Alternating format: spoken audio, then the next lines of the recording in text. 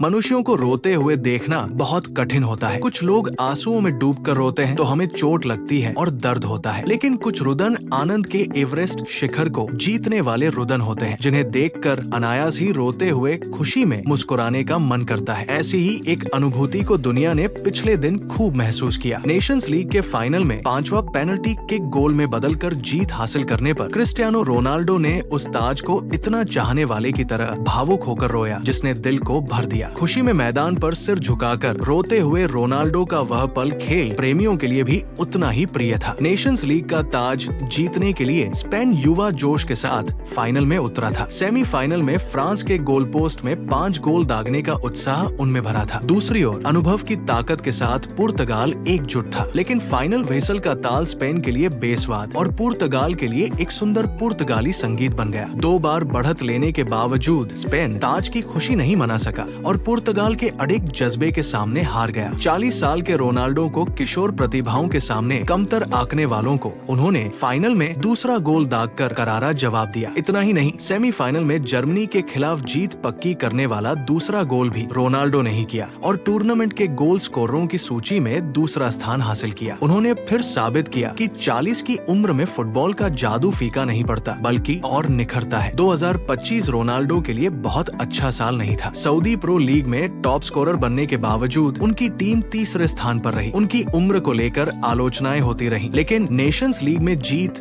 उनका जवाब थी। ताज जीतने के बाद उन्होंने दुनिया से कहा, इस सीजन में मुझे चोट थी, लेकिन देश के लिए गेंद खेलते समय मेरे पैरों को अपार ऊर्जा मिलती है। अगले विश्व कप में 41 की उम्र में उनके खेलने की संभावना भी उन्होंने जताई। 938 गोल के साथ विश्व फुटबॉल का ब्रांड CR7 बन चुके रोनाल्डो ने साबित किया कि उम्र सिर्फ एक संख्या है। 1000 के जादुई आंकड़े तक पहुंचने की संभावना भी कम नहीं, क्योंकि उनका नाम क्रिस्टियानो रोनाल्डो है। दुखद बचपन और लगातार आलोचनाओं को पार कर उनकी उड़ान हमेशा प्रेरणादायक रही। सोशल मीडिया पर पुर्तगाल की जीत के बाद एक छोटी चर्चा हुई विराट कोहली और रोनाल्डो की। जब कोहली ने RCB के लिए ट्रॉफी उठाई तो रोनाल्डो की तरह खुशी में रो पड़े। उन्होंने मैदान पर सिर झुकाकर रोया और सारी आलोचनाओं को जीत से धो डाला। उनके साथ पेप और डिविलियर्स जैसे दोस्त फिर साथ आए। रोनाल्डो की कहानियां और सुननी है, उन्हें जीत दोहरानी चाहिए, क्योंकि हार के कगार से जीत तक लौटने की प्रेरणा वो अपनी जिंदगी से दुनिया को दे रहे हैं।